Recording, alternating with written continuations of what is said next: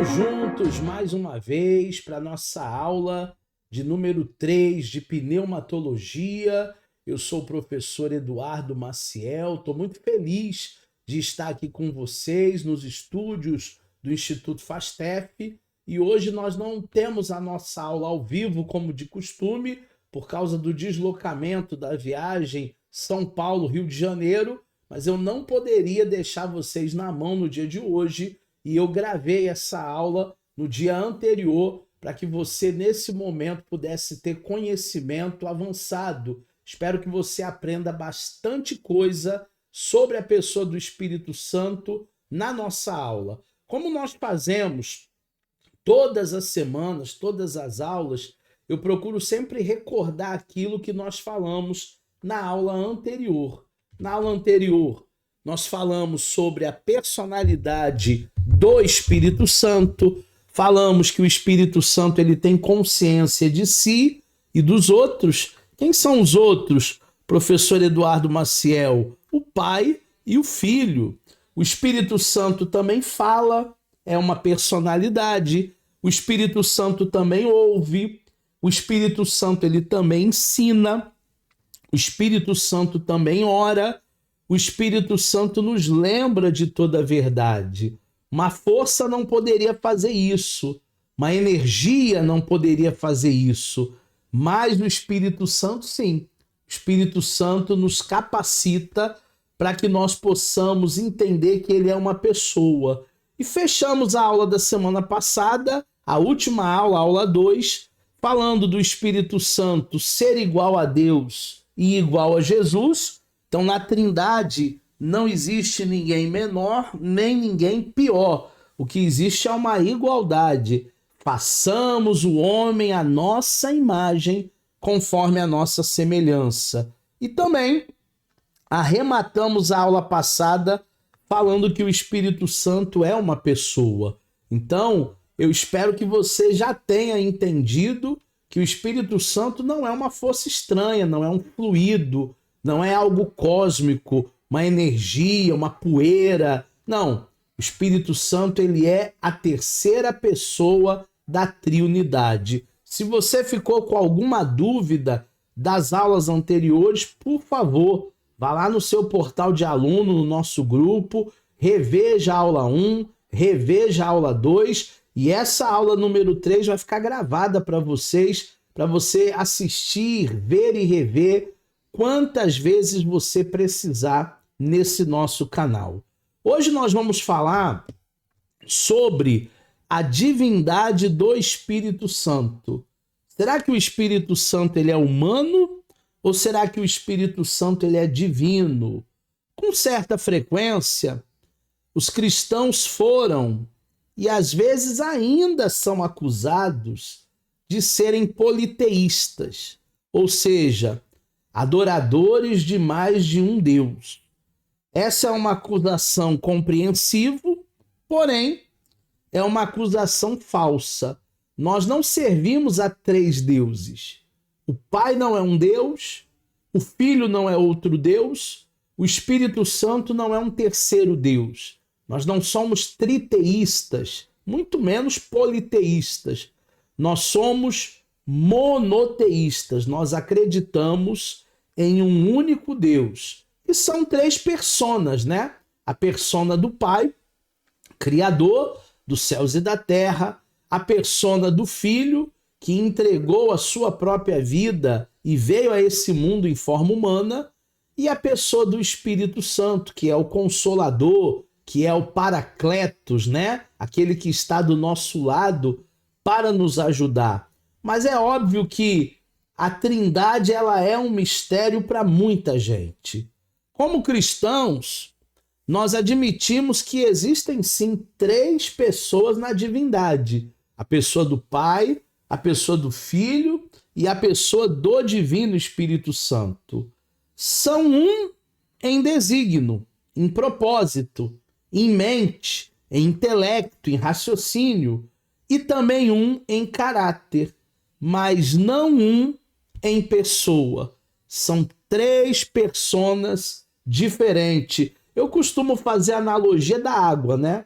A água ela pode estar no estado sólido, a água pode estar no estado líquido, a água pode estar no estado gasoso, mas ela não deixa de ser água, não deixa de ser H2O. Eu gosto muito dessa analogia. A fórmula é a mesma, a essência é a mesma. Assim é Deus. Deus ele pode ser Pai, Filho e Espírito Santo, mas ele continua sendo o único Deus. A religião cristã, ela não é uma crença em três deuses separados. Ao contrário, é uma crença em um único Deus, que se manifesta em três pessoas que trabalham em perfeita harmonia, uma com a outra.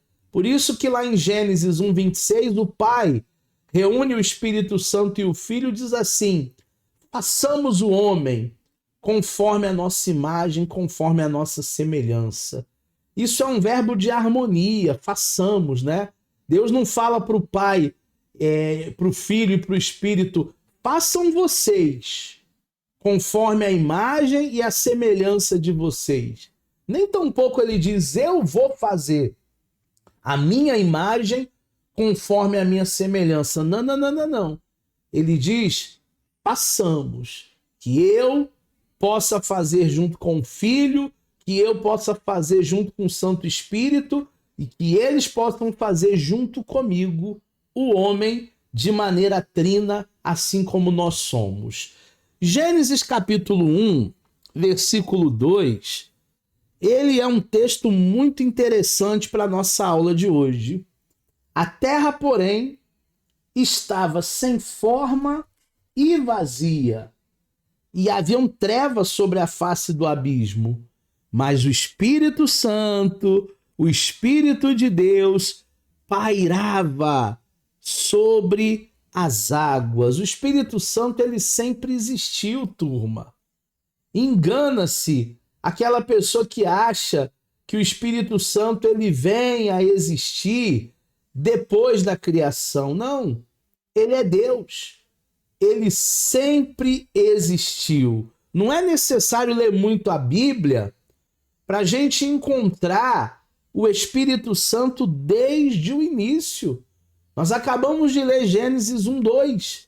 Ele sempre se manifestou antes da criação do mundo, quando ainda era abismo, sem forma, vazia a terra, porque o Espírito Santo é Deus, porque o Espírito Santo sempre existiu, porque o Espírito Santo ele é a terceira pessoa da Trindade. Um outro exemplo que a gente pode aqui pensar para a nossa aula de hoje, a aula número 3 de pneumatologia, é o exemplo lá do finalzinho da Bíblia, um outro extremo, né? Se nós lemos o Gênesis, agora vamos ler o Apocalipse, no capítulo 22, no versículo de número 17, também é um texto interessante. O Espírito e a noiva dizem, vem.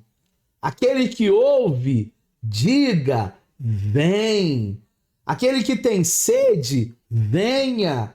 E quem quiser, receba de graça a água da vida. Mais uma vez, agora no final, no texto sagrado, nós vemos o Espírito Santo como agente, nós vemos o Espírito Santo na sua divindade, nós vemos o convite dele, vem.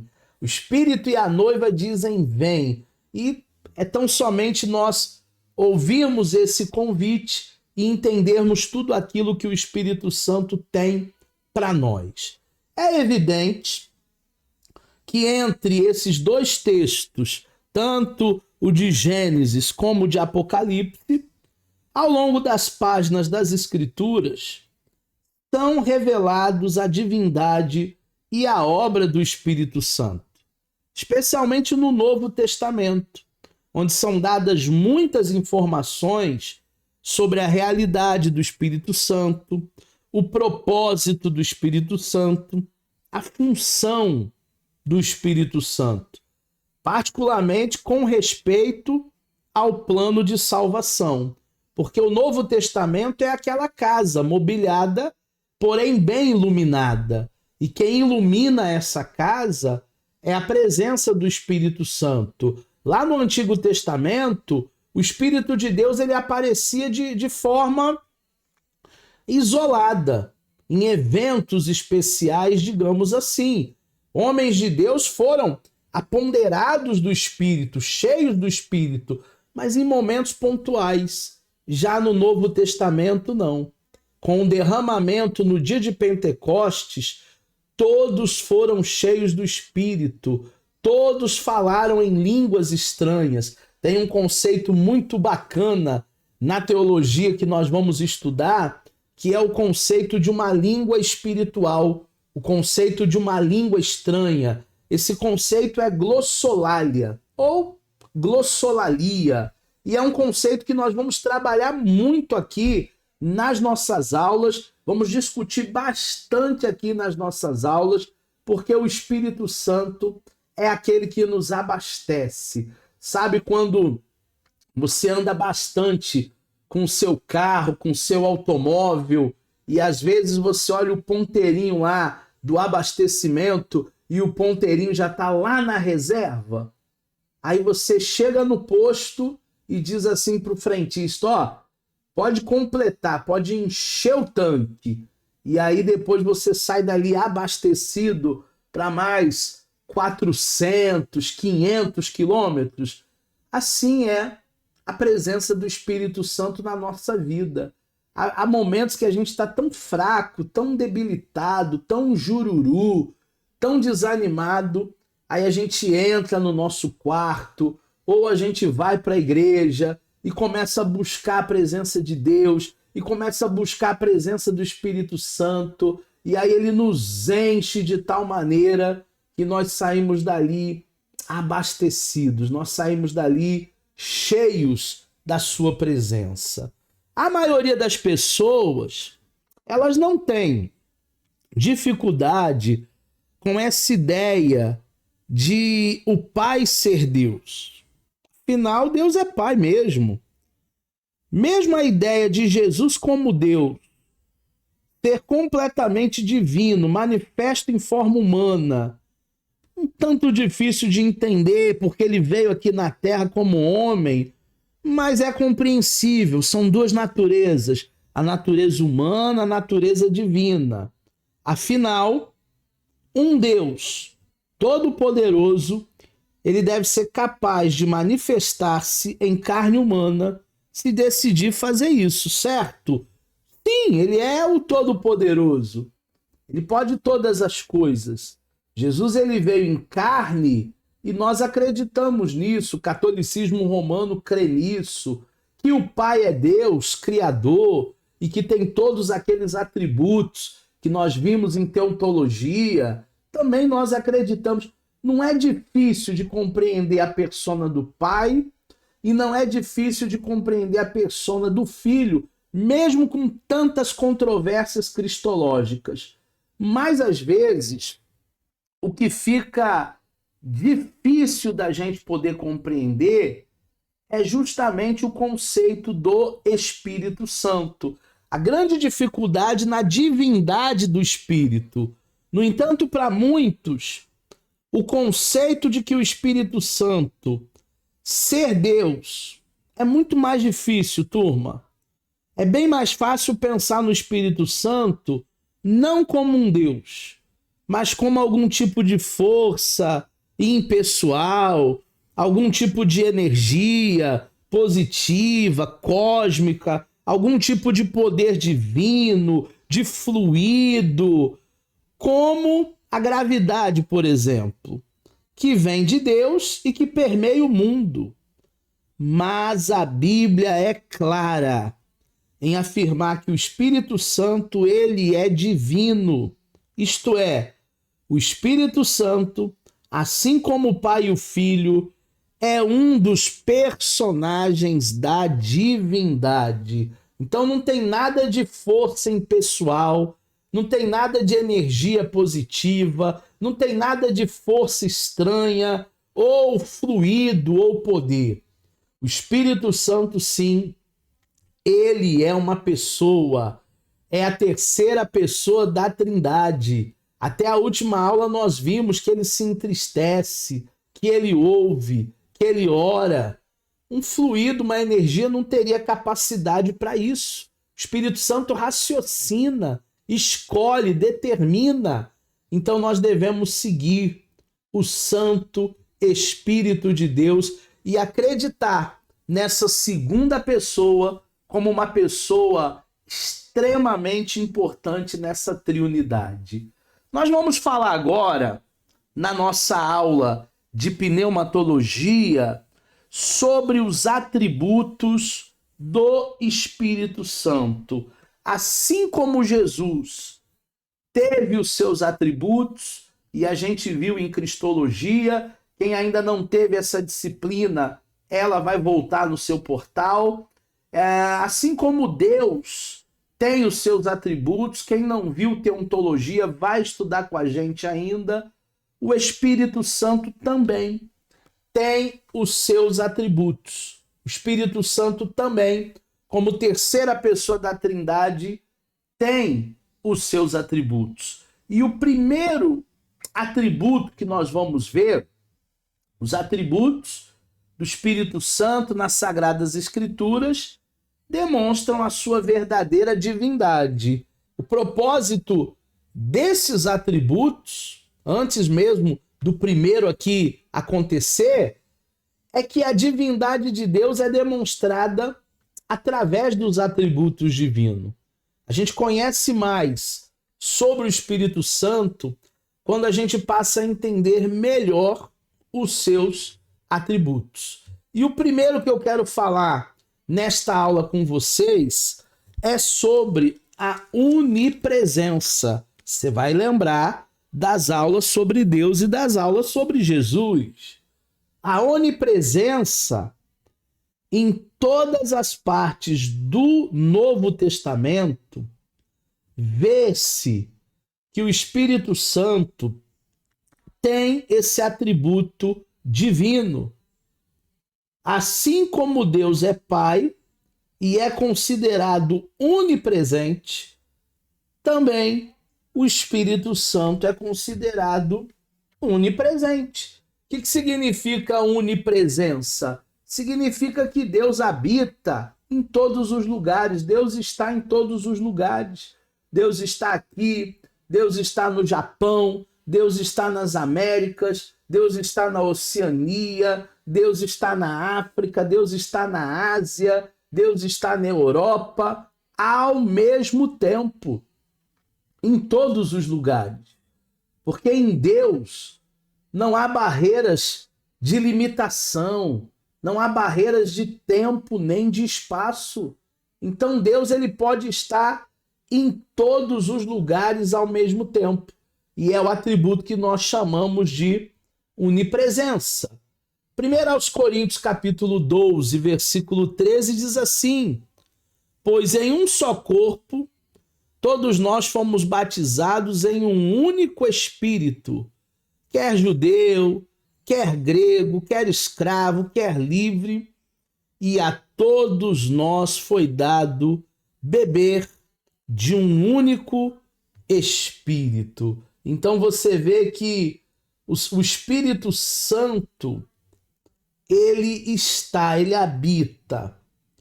Esse único Espírito de Deus, ele habita no grego, ele habita no judeu, ele habita no romano, ele habita no brasileiro, ele habita no europeu. O Espírito Santo, ele habita naqueles que abrirem o coração para ele e receberem Jesus como o único e suficiente Salvador. Não existe esse negócio dele habitar em mim e não poder habitar em você, não. Ele habita em nós. No dia de Pentecostes ele foi derramado. Então hoje eu posso ser cheio do Espírito. E você? Mesma coisa. Você também pode ser cheio do Espírito Santo. Não importa onde você esteja. Não importa o que você está fazendo. Se você buscá-lo, a onipresença de Deus vai chegar até você. Forçadamente ou forçosamente, o Espírito precisa estar em todos os lugares para poder exercer semelhantes funções, semelhantemente vemos isso na passagem de 1 aos Coríntios 2:10. Então o Espírito Santo, ele não só quer estar em todos os lugares e pode, ele forçadamente está. 1 aos Coríntios 2:10 diz assim: mas Deus nos las revelou pelo Espírito Santo, porque o Espírito Santo ele penetra todas as coisas, ainda mais as profundezas de Deus. Então o Espírito Santo ele é o agente que ele entra em todos os lugares. Para quê?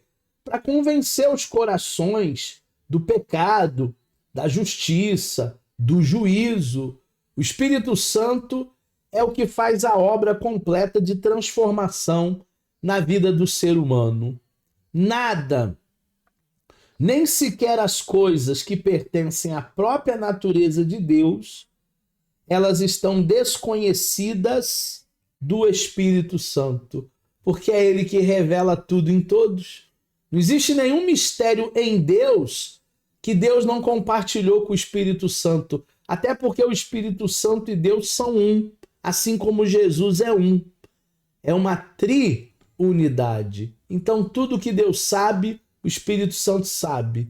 Tudo que Deus pode, o Espírito Santo pode. Tudo que Deus fala, o Espírito Santo fala, porque ele é Deus. O segundo atributo é a onipotência.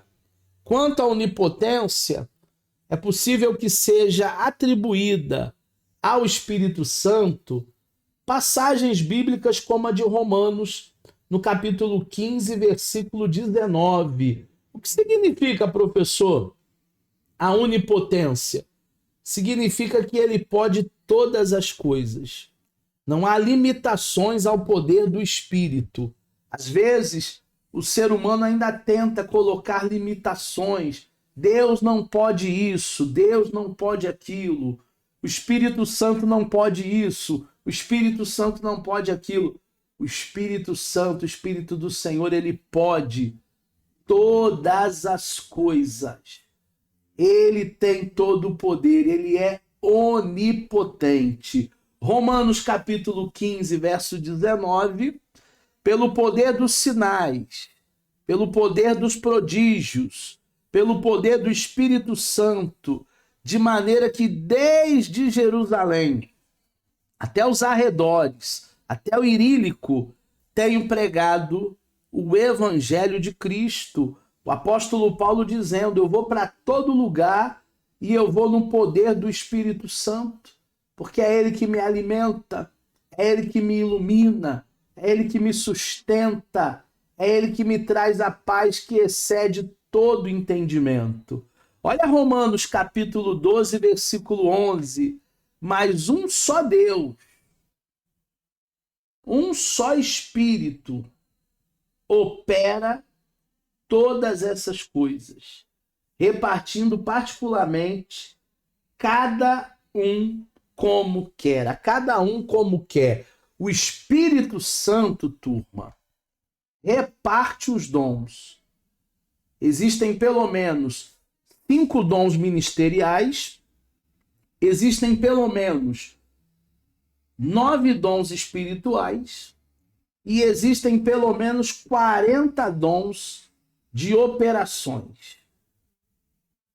Eu tenho alguns desses dons, nem todos. Mas você também tem outros dons. Nós não precisamos ter os mesmos dons. São 40 de operações, são 9 de manifestações, são 5 de governo. Gente, é muito dom. E quem é que reparte? Quem é que faz a partilha desses dons? A onipotência do Espírito Santo. É ele quem vê assim, não, esse meu filho aí, ele vai ser muito usado no campo do ensino. Então eu vou colocar um dom nele de ensino, um dom de mestre, um dom de doutor. Quem nos dá esse dom para a gente usar da melhor maneira é o Espírito Santo. Não é nada de nós mesmos. Às vezes alguém pensa assim, é a capacidade humana, são os livros, é a intelectualidade, é o tempo que alguém tem para estudar. Não! Não é nada de nós mesmos. É a presença, é o poder, é a onipotência do Santo Espírito. Nada ou ninguém pode impedi-lo de fazer tais coisas. A capacidade de salvar, que é atribuída ao Espírito Santo por todo o Novo Testamento. Depois você pode ler até Romanos 8:2, versículo 11 também. Tito 3:5 também pode ser considerada um atributo divino. Então ninguém pode impedir o Espírito Santo de operar. Agindo eu, quem impedirá? Quem é que vai bater de frente com o Espírito Santo para dizer assim: Espírito Santo, o senhor não vai fazer isso não? Quem é o louco?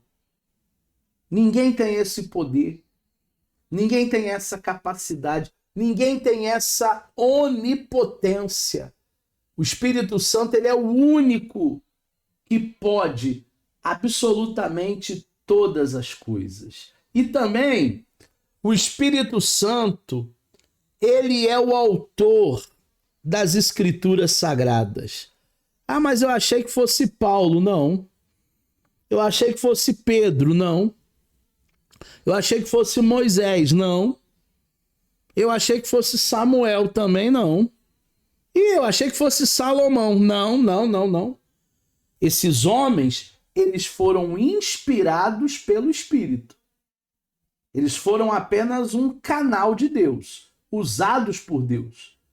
Mas a autoria da Bíblia, a autoria das Escrituras, ela vem do Espírito Santo. Nessa categoria de atributos divinos que nós estamos estudando hoje, na aula de número 3, nós devemos classificar as passagens que declaram o Espírito Santo como o autor das Sagradas Escrituras. Em Atos capítulo 1, versículo 16, nós encontramos uma passagem que fala, que dá base sobre essa autoria. Homens, irmãos, convinha que eu cumprisse a Escritura que o Deus Santo predisse pela boca de Davi, e acerca de Judas, que foi o guia daqueles que prenderam Jesus. Então toda a Escritura, ela se cumpre. Por que que a Bíblia diz tudo? Quanto mais a gente vive, a gente vê que a Bíblia estava certa. Quanto mais o tempo passa, mais o Apocalipse está se aproximando. Antigamente, a gente falava sobre o Apocalipse, né? Sobre a plataforma do Anticristo. Inclusive, nós vamos ter um curso o mês que vem, que vai ser uma sala teológica presencial no nosso polo de Nova Iguaçu. Vai ser sábado um dia todo. A gente vai chegar lá de manhã, vai sair no final da tarde, que a gente vai estudar sobre a plataforma de governo do Anticristo. E antigamente, nós fazíamos dessas palestras e parecia que estava tão distante, parecia que estava tão longe esses eventos de acontecerem, mas da pandemia para cá, as coisas se tornaram tão rápidas, tão velozes. A tecnologia deu um salto aí de 10 anos, que o Apocalipse está mais perto da gente. Tudo que está na palavra, turma, vai se cumprir. E por que que vai se cumprir? Porque o Espírito Santo é o autor. Porque o Espírito Santo é aquele quem escreveu. E ele não é homem para mentir. O Espírito Santo, ele é Deus. A conclusão lógica, ela é atingida numa declaração explícita que o Espírito Santo é Deus. O apóstolo Pedro, falando com o marido de Safira. Quem é o marido de Safira? Ananias. O que eles fizeram? Tentaram mentir para Pedro, tentaram enganar o Espírito Santo. Será que tem alguém que consiga enganar o Espírito Santo? Será que tem alguém que consiga ludibriar o Espírito Santo? Ananias tentou, Safira tentou. Disse então Pedro a Ananias: por que encheu Satanás o teu coração para que mentistes ao Espírito Santo e retivesse parte do preço da herdade? Ele falou que vendeu a propriedade por 100 mil, mas na verdade ele tinha vendido por 500 mil. Ele talvez não queria dizimar, ele talvez não queria ofertar. Guardando, não ficaria para ti, e vendida, não está em teu poder. Por que formaste esse desígnio em teu coração? Não mentistes aos homens, mas mentistes para Deus, porque o Espírito Santo é Deus. Quando a gente tenta enganar o Espírito Santo, a gente está querendo enganar Deus. Quando a gente tenta roubar o Espírito Santo, a gente está roubando Deus. Quando a gente tenta ludibriar o Espírito Santo, a gente está ludibriando Deus, porque o Espírito Santo, ele é Deus. E Ananias, ouvindo essas palavras, caiu e expirou, e uma grande voz de temor veio sobre todos os que isto ouviram. Gente, o homem morreu. Não tinha um personagem num programa humorístico aí de anos atrás que dizia: morreu, morreu. O homem morreu por causa de uma mentira ao Espírito Santo. Nós não podemos nos auto-enganar. Existem muitas pessoas que estão até dentro da igreja se auto-enganando. Ela acha que está com Deus, mas ela não está com Deus.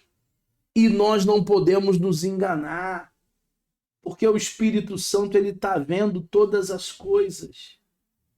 A Bíblia diz que o Senhor, ele passa sobre a terra, os olhos do Senhor veem toda a terra. Não tem como enganar o Espírito Santo. O Espírito Santo é Deus. Pode-se estabelecer a veracidade da divindade do Espírito Santo com base na Escritura, seguindo uma linha de comprovação muito semelhante à que é empregada com relação ao Filho. Relação ao Filho.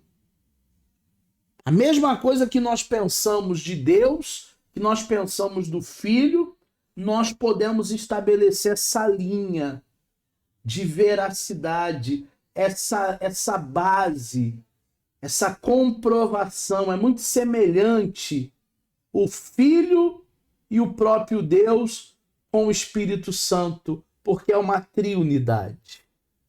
São-lhe dados nomes divinos, tanto para Deus, como para o Espírito Santo, como para Jesus.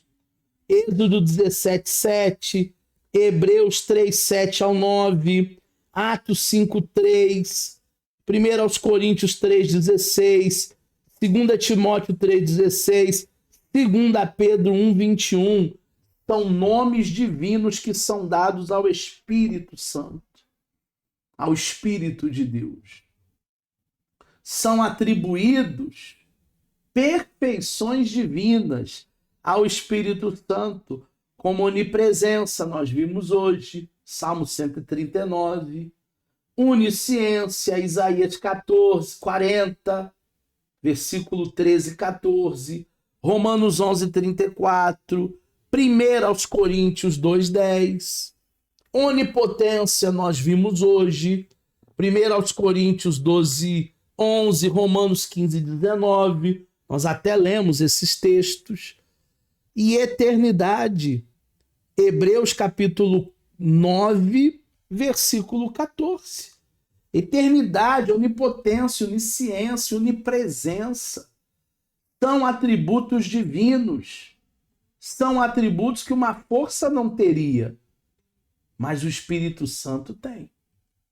Ele realiza as obras divinas, como, por exemplo, a criação, Gênesis 1, Jó 26, Jó 33, renovação providencial, Salmo 104, aquele dia que a nossa bateria está abaixo de zero, o Espírito Santo vem e nos renova. Regeneração, João 3, Tito 3, e ressurreição dos mortos, Romanos 8, 11, tudo isso é obra do Espírito Santo. Ele é o agente, ele é Deus. Sem ele nós não vamos muito longe. Quem é que pensou que dá para chegar longe sem Deus? Quem é que te enganou? Sabe de nada, inocente. Sem Deus não dá para ir muito longe, gente. O Senhor, ele é tudo em todos. E nós dependemos da presença, da unção, do poder do Espírito Santo. É prestada a honra divina. É lhe prestada honra divina. Se o Espírito Santo não fosse Deus, ele não aceitaria exaltação, ele não aceitaria glorificação, ele não aceitaria honra. Mateus 28, Romanos 9, 2 aos Coríntios 13, 13. Só aceita adoração quem é Deus. Jesus aceitou a adoração? Aceitou, ele é Deus. Mas ele diz que a gente não tem que adorar ninguém, nem os anjos. O Espírito Santo aceitou a adoração? Aceitou, porque ele é Deus. Mas nós não temos que adorar nem um cantor gospel, nem o pastor da igreja. Deus recebe adoração? Sim. Somente Deus. Somente o Espírito Santo. Somente Jesus. São a eles que nós devemos entregar o mais perfeito louvor. A nossa adoração, a nossa vida. Eu espero que você hoje tenha entendido a nossa aula. Tomara que você consiga ver e rever várias vezes essa aula e pode ter certeza que o melhor de Deus ainda está por vir na sua vida. Não importa se o momento que você está vivendo é um momento conturbado, difícil, o Espírito Santo, ele vai lhe renovar, ele vai te ajudar, ele vai lhe dar vitórias, tá bom? Eu espero vocês na nossa próxima aula. Fiquem com Deus, sejam cheios do Espírito Santo, busque o Espírito Santo e que você possa ter uma noite, um dia, um final de semana, um início de semana abençoadíssimo. Um forte abraço e até a próxima aula.